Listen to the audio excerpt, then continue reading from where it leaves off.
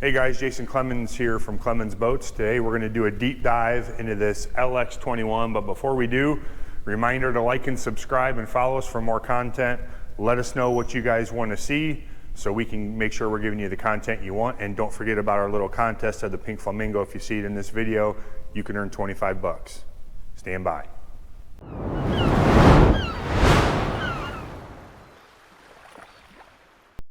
All right guys, here we're at the bow of this LX21. One of the best features of the boat, the best feature for me, is this hole right here. If you pan down, you can see it's got a real nice dead rise on the hull. So it's got a steep cut for crushing waves, but then you also see these big outturned chines. Not only does that help you keep water off you when you're hitting waves because it throws the spray off, but what that really does for you is any of you that have ever been out in big waves, especially in a fouling sea, is when you come off a wave, bass boats like to do what we call the dip. In Lake Erie, that's bad news. If you're in 3 or 4 footers and the boat dips, we all know what's going to happen. You're going to spear one and go right through it. What happens on this LX21, and click the link above, you're going to see our rough water video that shows this off really well. But what it does is it picks the bow up and does not allow the bow to scoop the water. So when you come off of a wave, instead of it dipping this way, it comes off nice and soft and picks the boat back up. When I originally saw this design as a boating expert, I did not think that that was going to be the case. I thought that would slap the water. This boat handles big waves better than any bass boat, period. We will take you out on the water and prove that to you anytime you'd like. We're actually about to do a big water video here in a couple days. And get some drone footage so you can really see it. But that is one of the best parts of the boat.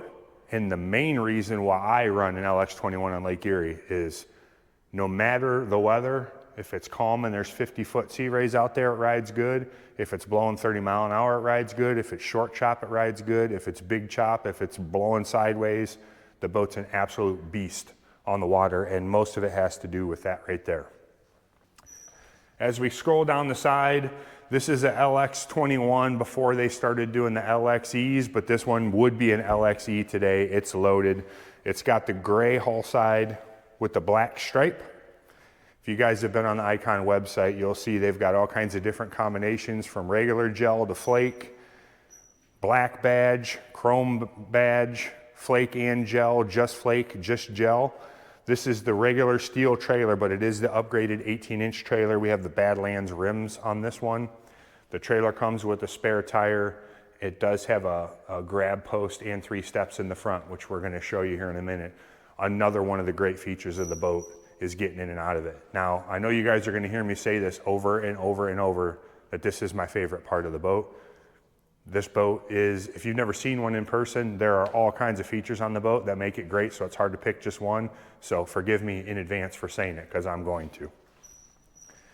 As we go back here, we're going to look at the power plant on this boat. You'll see a lot of these with 250s, but there are a lot of them sold with 300s as well. This particular one has a 300R digital. So you can get a 250 Pro XS, you can get a 250 Pro XS DTS, or a 300 Pro XS or a 300R DTS. This package right here, in my opinion, is the ultimate bass boat.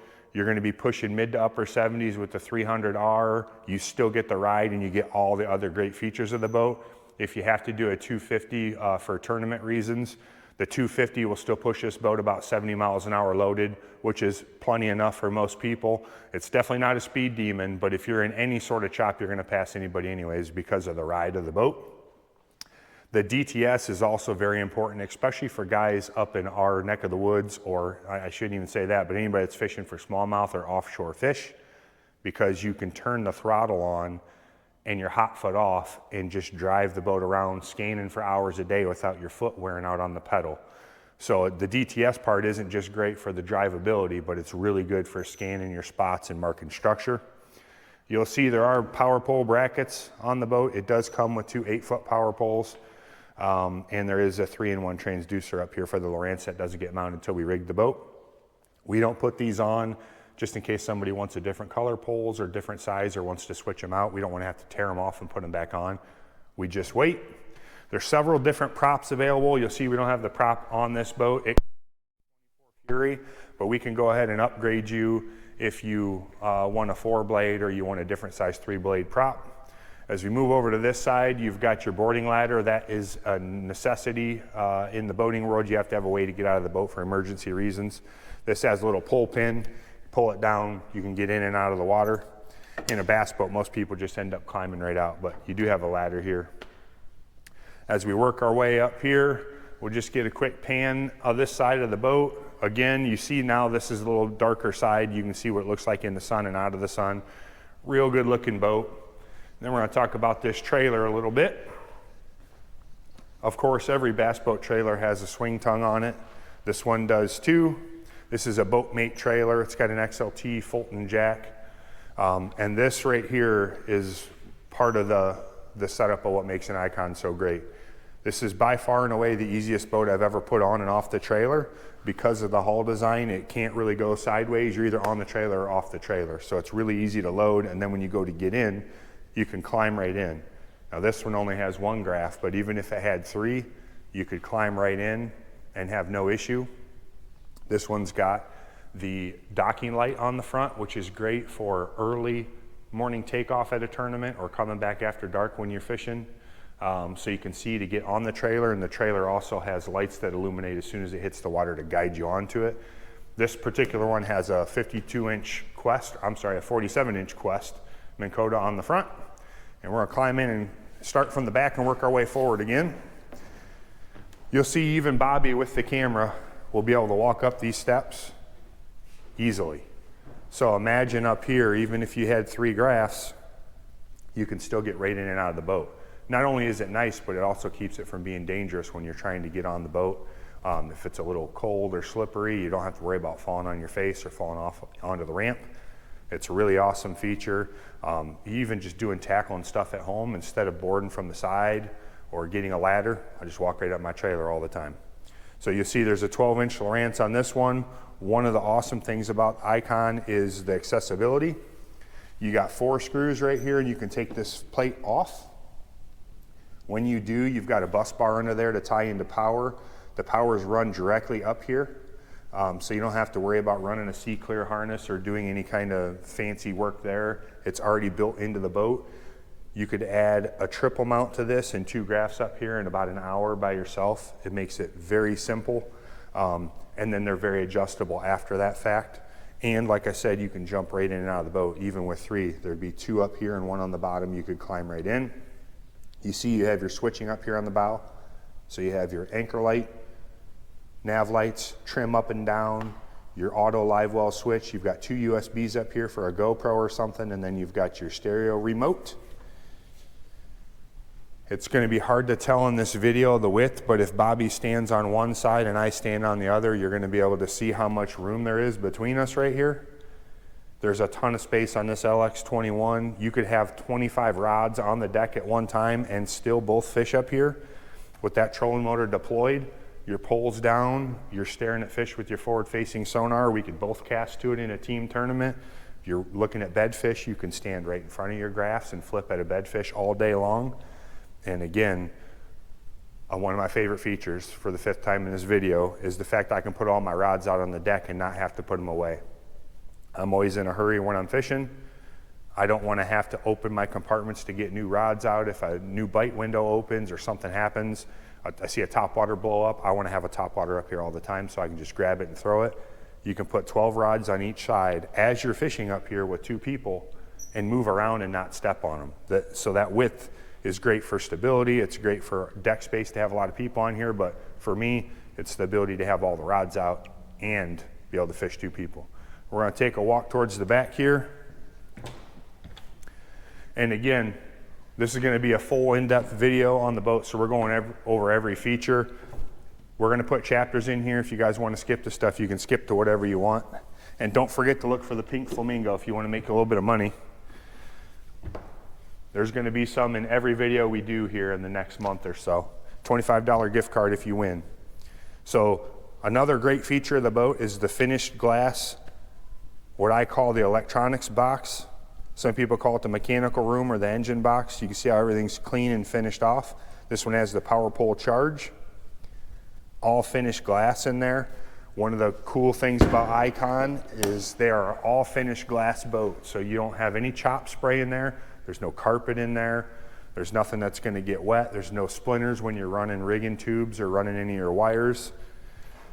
All finished off, which makes things really easy for you. See the same thing with this side. You've got your power pole pumps. That's your auto G-juice dispenser. This boat does have the chiller and the G-juice system, so it's got the L2 full Livewell system. While we're talking about things, don't forget, iKon Tournament Trail is coming to Sandusky. I believe it's July 12th or 13th. Make sure you sign up for that. 10 grand, plus you can win an iKon if you go to the championship. And you can meet me, I'll be there. We'll try to sell some boats, take some demo rides. On this side is where your chiller goes. You can see the chiller right there.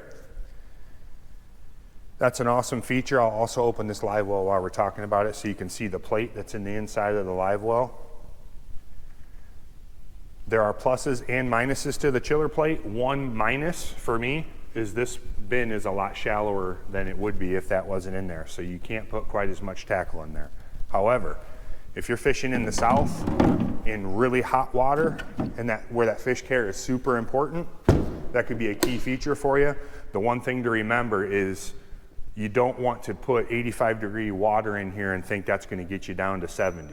What you have to do is put water in there, put some ice in there, bring the temperature down, and then turn your chiller on to keep it cold. So keep that in mind when if you're shopping for these and thinking about the chiller.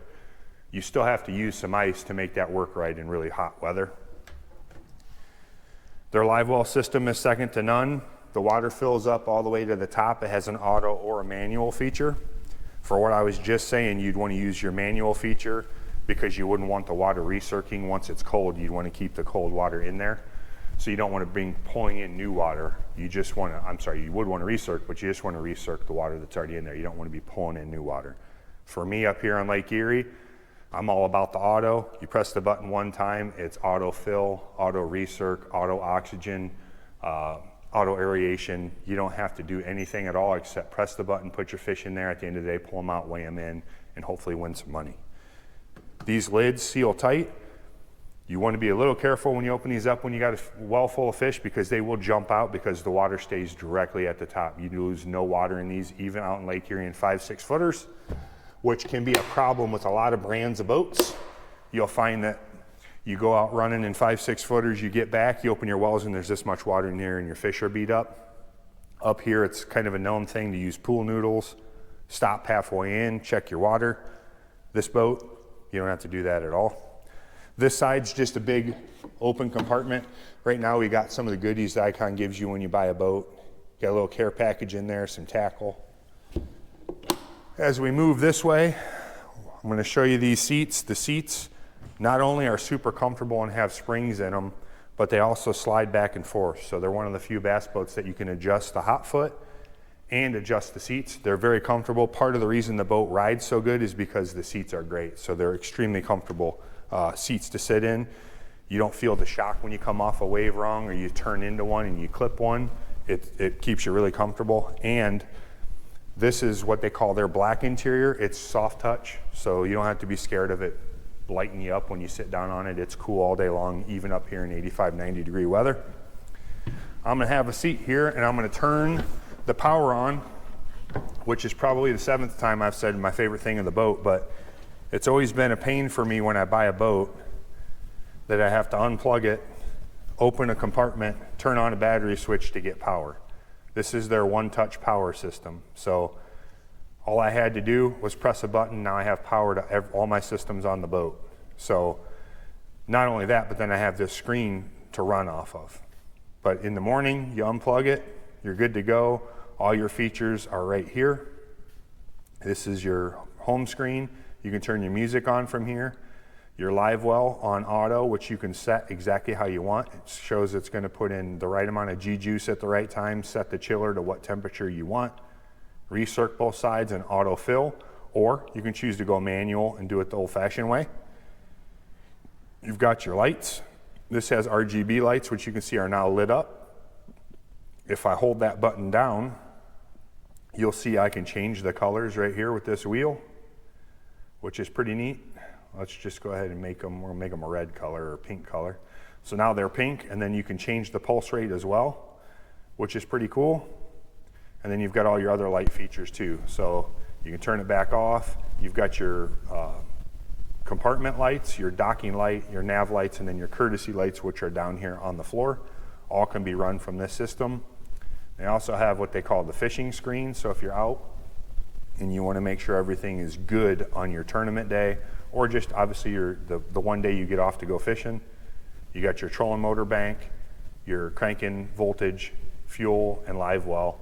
Other than the live well temperature, we'd be in trouble right now, but that's because the boat's sitting in here and we don't have it plugged in. But that's why that screen's so important. You can see you got your jack plate here, your trim, everything's built into here. And then you might ask, Jason, what happens if this technology fails and the screen is broke? Well, luckily they thought that through, and they have push button switches over here. So you got your live well, which automatically turns it to your auto live well settings, your lights, your live well pump out, your live well lights and lid lights, your nav lights, and your bilge pump right here, just in case you would need it in an emergency situation where the screen goes out. So they have built redundancy into that system. Another awesome feature is the cell phone charger down here. Not only is it awesome to have a cell phone charger on the boat, but this one works really easy, and if you want to see it, you can see your messages coming through. While it's charging, you also have USBs here, again, for a GoPro or for whatever you need, and they're covered up so you're not going to get them all rusty. If you've ever tried to charge a phone in a boat, you've noticed that all your plugs eventually get wet somehow, they get rusted and then they're junk. That eliminates that problem. And then again, DTS, you'll see you can turn the key on this boat, and then you can turn it on and off from your throttle right here. You don't ever have to reach down and turn the key off. It can stay on all day. And then you've got your hand throttle button here to run it by the hand throttle, or you can turn it off and use the hot foot. So it gives you the ability to run the boat how you want to run the boat. If you're graphing all day or you're running down a long channel at idle, a big idle zone, you put it back into throttle, you get ready to take off, you put it in neutral, hit the fun button, boom, you're back to hot foot and you can fly across the lake, which is an awesome feature. This one's got a Lowrance 12 at the dash. Most people, when they buy a boat like this, want to customize their electronics how they want. So you might want Hummingbirds, you might want Garmins, you might want 5 Lowrances, you might want MBT screens, whatever you want. We can accommodate you and do whatever you'd like there. We've got a veteran service team here. We've got master certified techs. Anything you could want, we could add for you. This is the cooler, often forgotten part of the boat, but very important. Again, especially on those hot days. This will hold a case of water. It'll also hold 2 to 4 bags of ice and water. So if you need extra ice on the boat to keep the water cool, or you didn't get the chiller plate option, you can use it and have extra ice. And another small, seemingly meaningless feature, but is awesome, is you don't want your sandwich wet. You can put it up there, your crackers, anything you don't want to get soggy from the ice, which we've all dealt with on the water. They thought of that too, which is a small feature, but still awesome. And this is on a friction hinge, so it's adjustable. You can tighten it up or loosen it depending on your liking. Butt boards right here. So you got that for tournament fishing or for measuring legal fish. All your tool holders right here. Now we're going to go on to another one of my favorite features of the boat. Again, like I said, there's a bunch, but the LX series has the ability to open the console. So not only do you have storage here, but you also have access to your bus bar and all your systems right there. So instead of getting on your back, taking out 5 or 6 screws, pulling things apart, scraping your hands up, not knowing where to find a fitting, everything is right there. Makes running graphs a breeze. And you also have, if you can see here, just like the bow, there's 4 screws to open up the back of your dash here. All the cables run under the dash. That means no clamshells to open, no holes to drill. I have 0 mechanical ability, and I could rig 2 graphs on this boat myself in 45 minutes because it's that easy. If you know me, you'll know how big of a deal that is. Same here. The LX21 has the day box, holds more stuff, and then if Bobby pans up in here, you'll see, again, all finished glass. Your mechanical systems are up there, and then you also have your fire extinguisher right in there. What a lot of our customers are doing in that box is putting their live sonar, either 1 or 2 of them, in there, because that's taking less weight from the front of the boat, more to the back. These iKons like weight in the back to get the most speed. If you're a guy who wants to get every ounce of speed out of the boat, the more weight you take out of the front and put in the back is going to help you. So putting your sonar boxes in there, as small as it may seem, that much weight from here to there could be a half a mile an hour difference. So it does make a difference. Into the money box, where all the secrets are for every angler. Nobody wants to show what they got. Luckily, I don't have anything in here, so I'm not giving up anything. But this is the giant box on the LX21. If you've ever seen a Lowrance HDS 12 Pro box, there's one in the front, and that kind of shows you how big that front compartment is if you've never seen one in person. That's where I put my life jackets, rain gear, bags of light plastics, swim bait, stuff that I don't need all the time, but I need to get to it every once in a while. And then right here is the slider box. This is where I put all the things that I think I'm gonna catch fish on today, even though I'm actually not, and I'm gonna have to get something different out, but in my head it's gonna work. This is where I put that. So you got spot for all your favorite scents, you have spots for all the lures you think you're gonna use that day, and then your planos, and then slide this back. You've got room for all kinds of more tackle. That box will slide right across from it. You can pull these out. For deeps, I have a lot of 3700 deeps in here. I also use Busby bags, and they fit right in there as long as you make the slots the way they need to. This is all an aluminum track. So this thing just slides back and forth. You can have it only one step up or all the way up, and then it locks into place. Last year I fished 45-ish tournaments on Lake Erie. Never had an issue with that system moving, and I had it full of tackle all year. So it works really well. You've got storage on both sides. We've got your two pedestal seats on this side and another electronics box. Then the other money box, which is your rod locker here. It's full right now. It's got the seat pedestals and some more electronic stuff, but you'll see it's tiered, which is great. It's got rubber in here instead of carpet, so it doesn't stay wet. It's got a nice big drain, so any water that does get in here gets out. And you can put about 41 rods in there. So when I went down to Florida in December, I had 41 rods in there, and we put 25 on the deck and put the cover on and ran it down to Florida like that. So it'll hold a ton of stuff. I know this video is information overload, but this is for the people who want all the data on the boat, period, and want to know every little thing. I'm sure we still didn't get it all for you, but we tried to get as much detail as possible. You guys have any questions at all, comment below on what they are. If you have any specific videos you'd like us to take on this or any of the boats that we have, comment below and let us know what it is. We're here to help you guys get more information in your boat buying experience. That's our job. So if we can do anything for you, let us know. You can check us out at clemonsboats.com or give us a call at 419-684-5365 for any more information.